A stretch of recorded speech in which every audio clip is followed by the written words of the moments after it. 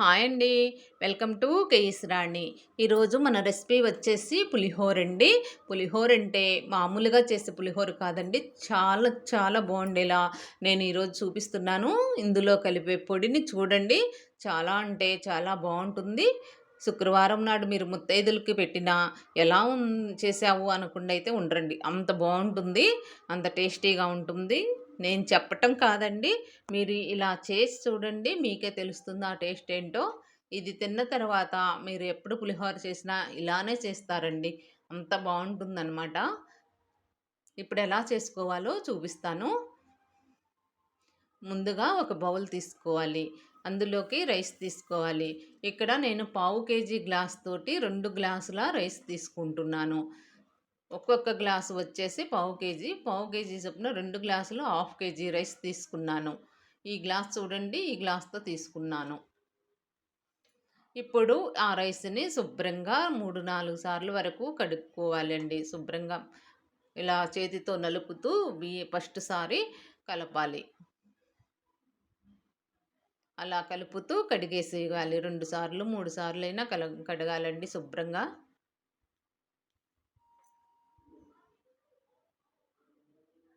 అలా కడిగిన రైస్‌ని రైస్ కుక్కర్‌లోకి పోసేసేయండి. ఇక్కడ నేను కరెంట్ కుక్కర్ వాడుతున్నాను. మీరు ప్రెషర్ కుక్కర్ అయినా వాడుకోవచ్చు. అలా గ్లాసు బియ్యానికి గ్లాసున్నర నీళ్లు చొప్పున 2 గ్లాసులకి కలిపి 3 గ్లాసుల వాటర్ పోస్తున్నాను. ఇలా గ్లాసు బియ్యానికి గ్లాసున్నర చొప్పున పోస్తే కరెక్ట్‌గా కొలత సరిపోతుంది. ఈ రైస్ ఇందులోకి వాటర్ పోసేసిన తర్వాత 1 టీ స్పూను ఉప్పు, 1 టీ స్పూన్ ఆయిలు వేసి కలిపేయండి. ఇక్కడ రైసు పొడి పొడిలాడుతూ ఉండాలండి. మనం రోజు వండుకునే రైస్ కన్నా కూడా కొంచెం పొడి పొడిలాడుతూ ఉండాలి. అలా కడిగేసిన ప్రెషర్ కుక్కర్ అయితే 2 విజిల్ రానివ్వండి. ఇక్కడ నేను రైస్ కుక్కర్ ఉడికిన తర్వాత అదే లాక్ పడిపోతుంది కదా! ఇక్కడ హాఫ్ కేజీ బియ్యానికి నేను 100 గ్రాముల చింతపండు తీసుకున్నానండి. ఈ 100 గ్రాముల చింతపండుని శుభ్రంగా వాష్ చేసుకొని 2, 3 సార్లు కడగండి. బయట నుంచి తెచ్చుకునేది కదా! శుభ్రం కడగండి. 2, 3 సార్లు అలా కడిగి వేడి నీళ్ళు పోసి కొంచెం నానబెట్టేసేయండి. ఇలా పక్కన పెట్టేసేయండి. ఎక్కువ నీళ్ళొద్దు. ఇలా కొంచెం సరిపోతాయి. ఇప్పుడు మనకి రైస్ ఉడికింది కదా! ఆ ఉడికిన రైస్‌ని ఇలా ఒక పెద్ద ప్లేట్‌లోకి తాంబాళం లాంటి ప్లేట్‌లోకి తీసేసుకోండి. ఇక్కడ చూసారా రైస్ ఎలా వచ్చేసిందో నాకు పొడి పొడిలాడుతూ వచ్చేసింది. అలా రావాలి. ఇప్పుడు స్టవ్ వెలిగించుకొని పాన్ పెట్టేసుకొని కొంచెం ఒక టీ స్పూను ఆయిల్ వేసుకోండి. ఆయిల్ అలా వేడవుతూ ఉంటే ఇక్కడ దినుసులు తీసుకోవాలండి. జీలకర్ర అవి తీసుకోవాలి. ఒక 2 టీ స్పూన్లు మిరియాలు వేసేయండి. 2 టీ స్పూన్లు జీలకర్ర కూడా వేసేయండి. 2 టీ స్పూన్లు మెంతులు కూడా వేసేయండి. 4 టీ స్పూన్లు ధనియాలు వేసేయండి. 1 టీ స్పూను ఆవాలు వేసేయండి. ఇలా వేసి వాటిని లైట్‌గా చక్కగా దోరగా వచ్చేలా ఫ్రై కానివ్వండి. ఇక్కడ నేను మెంతుల పొడి వేశానండి. నా దగ్గర ఈరోజు మెంతులు లేక మెంతుల పొడి వేశాను. మీరు మెంతులు వేసేసుకోండి. వీటిని చక్కగా ఫ్రై కానివ్వండి. ఇదంతా లో ఫ్లేమ్‌లోనే పెట్టి చేయండి. హైలో పెట్టారంటే మాత్రం మాడిపోతే కొంచెం కూడా టేస్ట్ రాదండి. టేస్ట్ మొత్తం పోతుంది. చక్కగా లో ఫ్లేమ్‌లో పెట్టి చక్కగా కలరొచ్చేలా బ్రౌన్ కలరొచ్చేలా అలా వేయించండి. ఇప్పుడు కరివేపాకు కూడా ఇవి ఫ్రై అయ్యాయి కదా! కరివేపాకు వేసేయండి. కొంచెం అలా కలిపేసి ఎండుమిర్చి కూడా 4, 5 తీసుకొని వేసేయండి. వీటిని కొంచెం మంచి స్మెల్ వచ్చే వరకు ఫ్రై కానివ్వండి.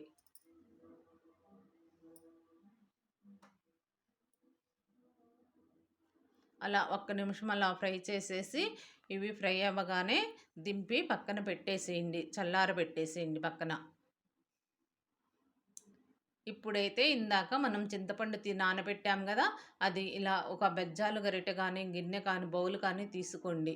ఇలా నాకు చేతవ్వు కాబట్టి నేను చిన్న గరిటె తీసుకున్నాను. మీకు అలా చేతవ్వకపోతే కొత్తగా చేసేవాళ్ళైతే చిన్న బౌల్ తీసుకోండి. రంధ్రాలున్న బౌల్ తీసుకొని అడుగున ఒక గిన్నె పెట్టుకొని ఆ బౌల్‌లోకి రంధ్రాలున్న బౌల్‌లోకి చింతపండు వేసి ఇలా అనేసేయండి. పులుసు మొత్తం ఆ బౌల్‌లోకి దిగిపోతుంది.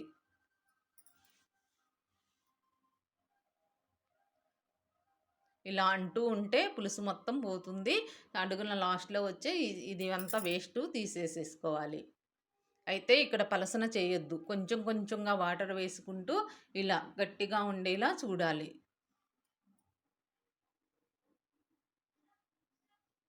ఇలా అయిపోయిన ఈ చింత పులుసులో కొంచెం సాల్ట్ వేసుకోవాలండి. ఇప్పుడు చూపిస్తాను.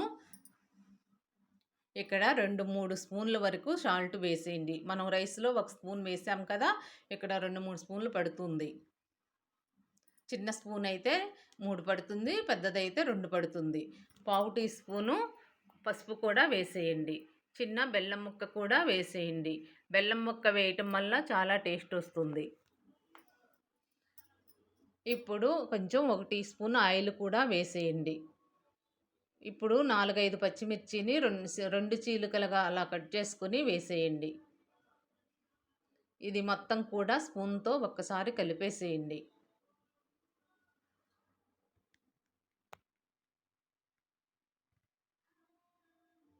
ఇలా కలిపి దీనిని పక్కన పెట్టేసేయండి.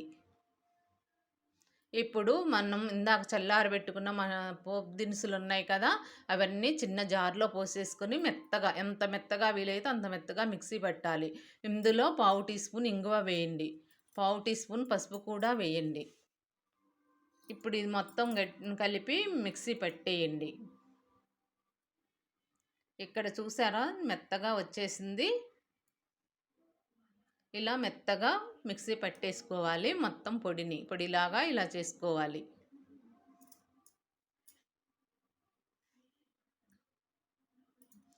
ఇలా చేసిన ఈ పొడి వేయటం వల్ల చాలా టేస్ట్ వస్తుందండి పులిహోర. ఇప్పుడు స్టవ్ వెలిగించుకొని ఫాన్ పెట్టేసుకోండి. ఫాన్ అలా వేడవగానే 2 టేబుల్ స్పూన్లు ఆయిల్ వేయండి. ఇక్కడ నేను పల్లి ఆయిలే వేస్తున్నానండి. శనగ నూనె అయితేనే చక్కగా బావుంటది. చాలా టేస్ట్ వస్తుంది. అదే వాడండి. ఇక్కడ ఆయిల్ కూడా ఎక్కువగానే పడుతుంది. 2 టేబుల్ స్పూన్ల వరకు వేయండి. ఆయిల్ అలా వేడవిన తర్వాత ఒక పావు కప్పు వరకు పల్లీలు తీసుకోండి. అంటే ఒక 50 గ్రాముల వరకు ఉంటాయన్నమాట. ఆ పల్లీలను దోరగా ఫ్రై చేయండి.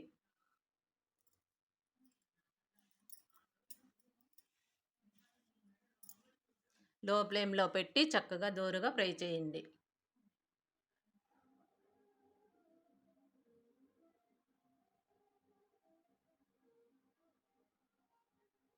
మీ దగ్గర జీడిపప్పులు కావాలనుకుంటే వేసుకోండి. నేనైతే వేయటం లేదు. జీడిపప్పులు వేసుకోవాలనుకుంటే ఓ 10 వరకు వేసేసుకోండి. 10, 15 వరకు. ఇలా ఫ్రై అయిన ఈ పల్లీలను ఒక బౌల్‌లోకి తీసేసుకోండి.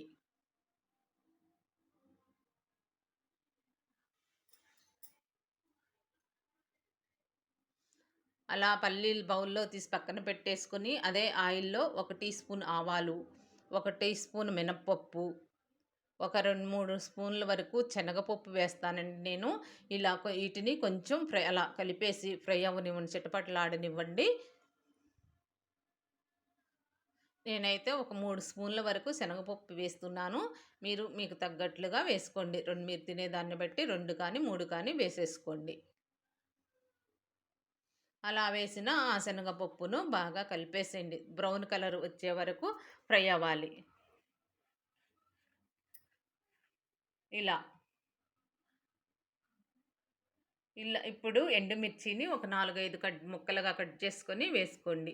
ఇలా ముక్కలుగా కట్ చేసి వేయటం వలన లోపలికి ఆయిల్ ఎళ్ళి మంచి క్రిస్పీగా వస్తాయి ఎండుమిర్చి. చాలామంది మిర్చిని కూడా తింటారు కదా! అలా క్రిస్పీగా వస్తాయి. ఇక్కడ కరివేపాకు కూడా ఒక 2 రెబ్బలు దూసి వేయండి. పావు టీ స్పూను ఇంగువ కూడా వేసేయండి. అలా కలిపేసేయండి.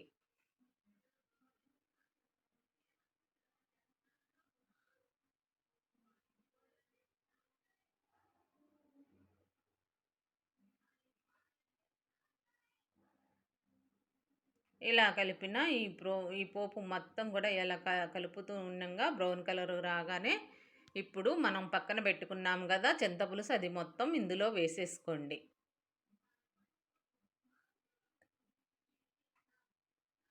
ఇప్పుడు 1, 2 నిమిషాలు మాత్రం ఈ చింతపులుసు ఫ్రై అవ్వాలండి. పచ్చివాసన లేకుండా ఉండేలా ఫ్రై అవ్వాలి. కొంచెం ఇది ఫ్రై అయిన తర్వాత ఆయిల్ పైకి తేలుతుంది. అప్పుడు స్టవ్ ఆపేసుకో. అప్పుడు వేరే ఈ పొడిని కూడా మనం మిక్సీ పట్టుకున్న పొడిని కూడా కలుపుకోవాలి. ఇప్పుడు 1, 2 నిమిషాలు ఇలా ఫ్రై అవ్వనివ్వండి చింతపులుసుని. ఇప్పుడు ఆ పొడిని కూడా తీసుకోండి. మనం మిక్సీ పట్టి పెట్టాం గదా! ఆ పొడిని కూడా మొత్తం తీసుకుని ఇందులో వేసుకుని కలుపుకోవాలి.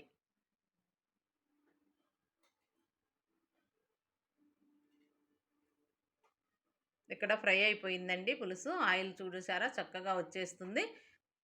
ఇంక ఇప్పుడు పొడినైతే వేసేయొచ్చు. ఇలా వేసి ఈ పొడిని బాగా కలిపేసేయండి.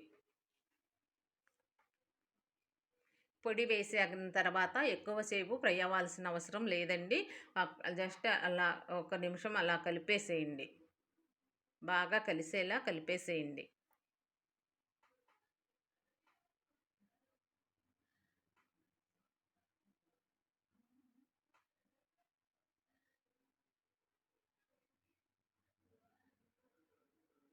ఇలా కలిపిన ఈ పులుసు మొత్తం తీసుకెళ్ళి అక్కడ రైస్ పెట్టుకున్నాం కదా మనము చల్లారబెట్టిన అందులోకి వేసేయాలి. ఇక్కడ రైస్ కొంచెం వేడిగా ఉందండి. అలా వేడిగా ఉండగానే కొంచెం ఆయిల్ వేసుకోవాలి.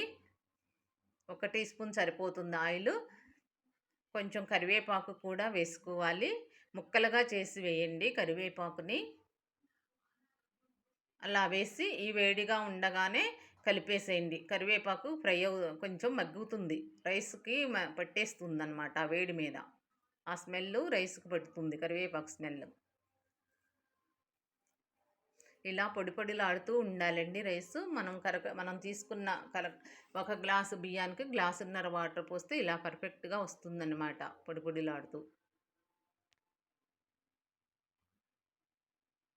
ఇప్పుడు మనం తీసుకున్న ఈ పులుసు మొత్తం పోపు పులుసు కలిపి ఉంది కదా! ఇది మొత్తం కూడా ఇందులో వేసేసుకొని మొత్తం రైస్ మొత్తం పట్టేలా బాగా కలిపేసుకోవాలండి.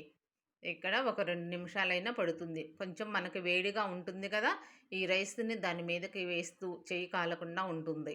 ఇలా రైస్‌ని సైడ్ రైస్‌ని దాని మీదకి వేస్తూ అలా కలుపుకోండి. చెయ్యి కాలకుండా ఉంటుంది. ఇక్కడ చూసారా? ఇలా కలిపిన ఈ పులిహోర చాలా బావుండిద్దండి. ఇప్పుడు మనం పక్కన పెట్టుకున్న పల్లీలు కూడా వేసి కలిపేసేయండి.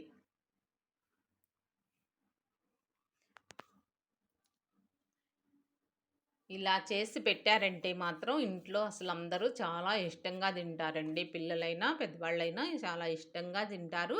మళ్ళీ చేయమని కూడా అడగొచ్చు మిమ్మల్ని. ఒక్కసారి ట్రై చేసి చూడండి. ఎలా కుదిరిందో మీకు కామెంట్ రూపంలో తెలియజేయండి.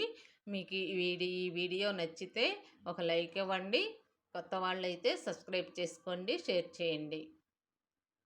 ఇక్కడ నాకు నేను ప్లేట్లోకి తీసుకుంటున్నాను చూడండి. చాలా బాగుంది. ఎప్పుడు తిందామా అనేలా ఉంది. అంత మంచి స్మెల్ కూడా వస్తుంది.